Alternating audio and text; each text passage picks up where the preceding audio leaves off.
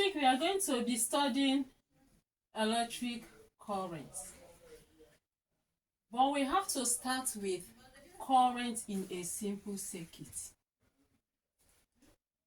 At the end of this lesson, students should be able to identify electric cell, define electric current, define electric circuit, tell the direction of flow of current, identify circuit symbols, state two types of circuit and explain each of them, draw circuit diagram, tell the SI unit of current and the instrument used in measuring current. We have already known that atom is made up of three particles, which are the protons, the electrons, and the neutrons. The protons are the positively charged particles, while the electrons are the negatively charged particles.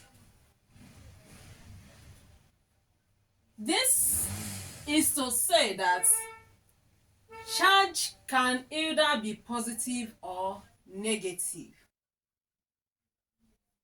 These charges are measured in coulomb. That is, the SI unit of charge is coulomb.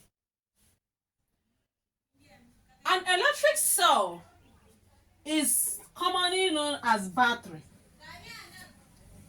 Just as we have on the board, this is a simple circuit.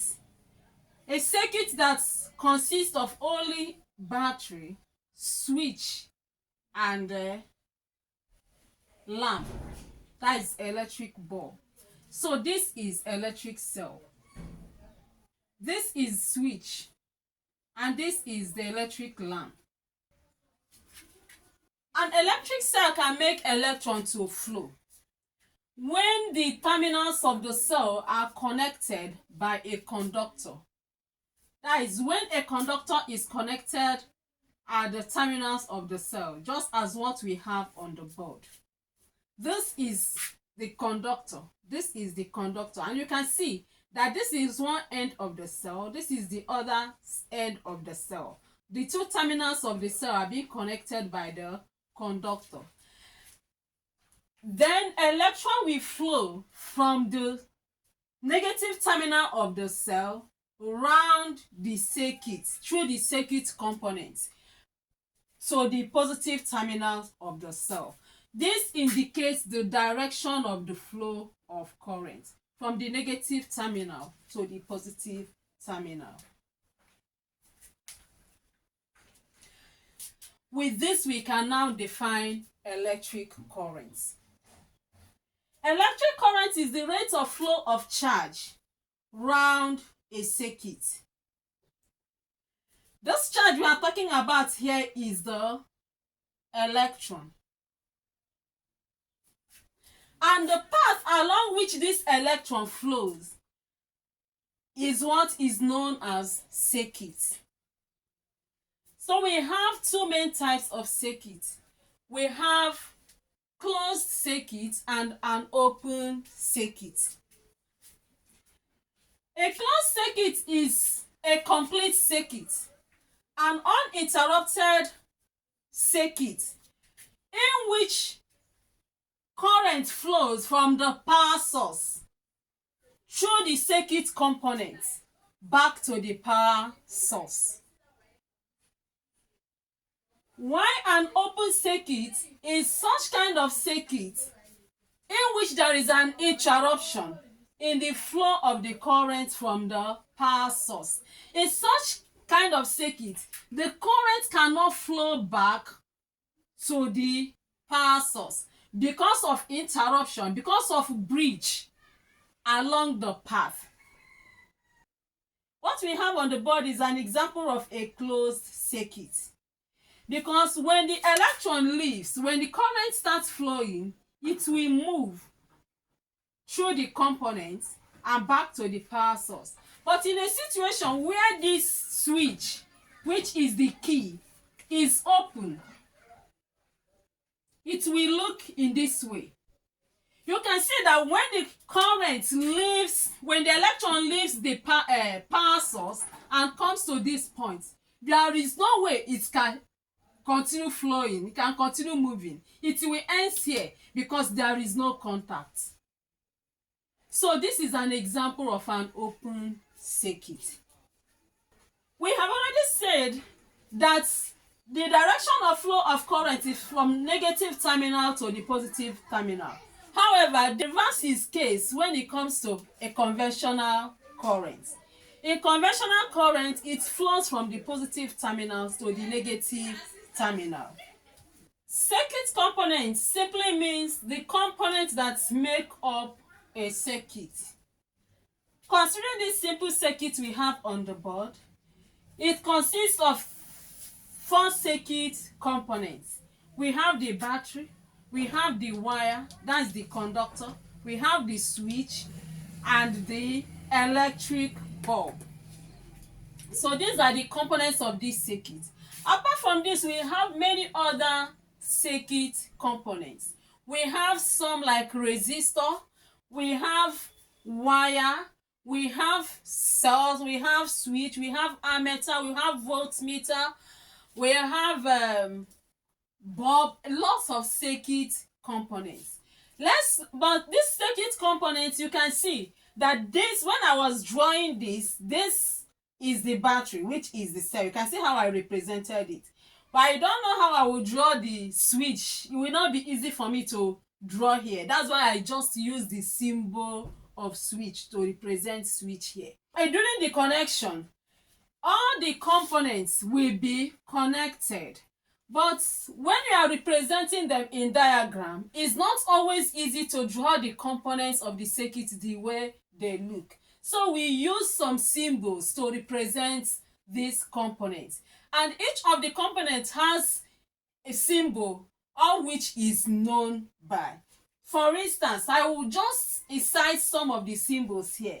We have straight line is a symbol for conductor. That is symbol for wire.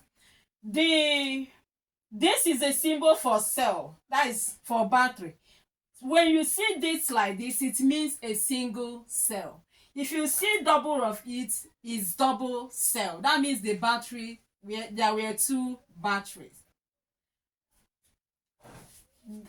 When you see this is a symbol of switch, which I have already explained there because we used it in the diagram. This is a symbol for ammeter, and this is a symbol for lamp. So it means that if I decide now to draw this circuit diagram, to draw the circuit diagram of this circuit using circuit symbol, this is what I will have. How did I do it? Just wherever you see the components of the circuit, represent it using its symbol. You can see this is wire. I have my wire. The straight line is wire, isn't it? So we have the wire. The next is the cell, which is the battery. And this is the symbol for cell, as we said. Then I place it at the position where the cell is. Then when it comes to the switch, this is the symbol for switch, the wire, then the electric bulb, and this is the symbol for electric bulb. So had it been there is an ammeter connected here, I will include the symbol of an ammeter here. This is how to draw circuit diagram. Now, remember how we defined our current. We said that the current is the rate of flow of charge around a circuit. We have to note that whenever rate comes in, time is being considered. For instance, from the definition, the way we define the current, we can express it mathematically as saying that if we use capital I to denote current, and you use Q to denote charge, and then T will be denoted by small letter t. And that means what we actually said is that current, the capital I, is equal to, that is equivalent to the rate of flow of charge round the circuit. That is the charge that flowed round the circuit divided by the time it takes for the charge to flow is the current. In this case now, it means that if the charge of 1 coulomb flow through the circuit in 1 second, that the current that is going to be produced will be 1 ampere. Current is measured in ampere. That is, the SI unit of current is an ampere. We have other sub-units of current. When 1 ampere is divided by 1000, we will have 1000 ampere. The instrument used in measuring current is called an ammeter. And this instrument depends that it should be used to measure the current depends on the value of the current to be measured, because we have other sub values of current. We can talk about the current in touch lamp. The current in touch lamp may be rating milliampere. In that case, you cannot just use an ammeter to measure it. Rather, since it's rating milliampere, you use milliammeter to measure such current. We also have microampere. 1 ampere is equivalent to 1000 milliampere. 1 ampere is also equivalent to 1 million microampere. That is to say that if I want to convert 1000 milliampere to 1 ampere, I have to divide by 1000 to convert this to this. But if I am converting 1 ampere to milliampere, I multiply by 1000. That is, convert 1 ampere to milliampere. That is, you multiply the 1 ampere by 1000 to get 1000 milliampere. But converting milliampere to ampere, you will divide by 1000. If you are divided by 1000 now, I will get back, see it. So I will get back the 1 ampere. And to convert 1 ampere to microampere, I will multiply by 1 million. To convert 1 million microampere to 1 ampere, I would divide by 1 million. If 1 coulomb is allowed to flow through a circuit in 1 second, that 1 ampere of current will be produced. In the same way, if 2 coulombs of charge flows through a circuit in 1 second, the current that will be produced will be 2 ampere. If 3 coulombs flows through a circuit in 1 second, the current that will be produced will be 3 ampere. How did I know this?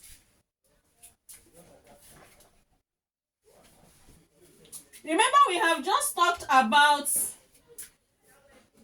the formula for calculating current as the quantity of charge that flows through the circuit divided by the time it takes for it to flow. That is to say that if the quantity of charge is equivalent to 2 coulombs and the time taken is 1 second, it means that the current will be equal to 2 coulomb divided by 1, and that will give us 2 ampere. Was that not exactly what we said? Now, when the charge is 3 coulomb, when the charge is 3 coulombs and it flows for 1 second, it means the current will be 3 divided by 1, and that will give us 3 ampere. If the charge is 8 coulombs and it flows for 1 second, your current will be 8 divided by 1, and that will give you what? 8 ampere. I hope it's very easy to calculate current.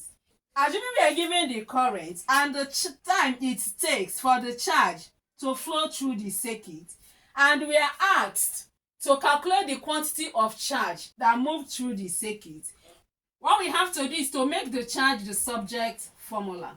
Remember that this current here is a whole number, so it's over 1, right?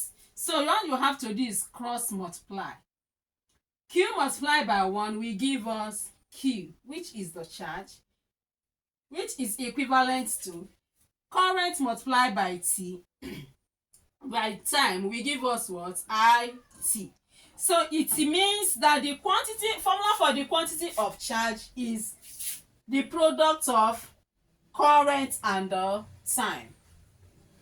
So the quantity of charge flowed through the circuit is the product of the current and the time. In the same way, if I am asked to find the time taken for the current to be produced or for the charge to flow, what I have to do is to make the time the subject formula. And when I make this time here subject formula, I will have that charge divided by the current will give me the time it takes for it to flow through the circuit. I hope this is understandable. With this, we can recap what we have learned today. We said that electric cell is commonly known as battery. And the electric cell can make current to flow when conductor is connected to the two terminals of the cell. And the flow of electron around the circuit is current. So we define current as the rate of flow of charge around the circuit. We said there are two types of circuits, that we have open circuit and closed circuit, and we explained each of them. Then we talked about the SI unit of current as being in ampere. And we said that the instrument used in measuring this current is known as ammeter. And since we have sub-units of current such as ampere, milliampere, microampere, and the rest of them, we also have other instruments that we use to measure the current depending on the value of the current we are measuring, such as ammeter, milliammeter, microammeter, and the rest. Then we looked at the different symbols of electric circuits, and we told the direction of the flow of current as being from the negative terminal to the positive terminal. However, we said that if it's in conventional current, the reverse is the case, because in that case it flows from the positive terminal to the negative terminal. So we learned how to draw circuit diagram. I think at this point I can say thank you for listening. See you in the next class, where we'll be discussing potential difference. Bye.